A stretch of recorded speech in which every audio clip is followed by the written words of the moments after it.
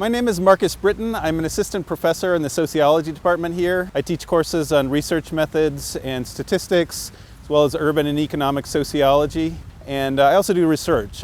Number cruncher, I do research on various issues having to do with race and housing and place-based inequality. So I recently did a study with my colleague Heeju Shin, who's another professor in the sociology department here, and we looked specifically at the relationship between residential segregation and what's called very preterm birth. And we focused explicitly on comparing African American women with Mexican origin women. So we focused on that comparison, and what we did is we used data that's available through the National Center for Health Statistics on over 400,000 African American women and over 500,000 births to Mexican American women, and then linked that to census data on various conditions, including the level of residential segregation in the metropolitan areas where those women lived. So we found that residential segregation was in fact fairly predictive of the extent to which individual women gave birth very preterm, and again that was true not only for African American women but also for both the Mexican American women and the Mexican immigrant women.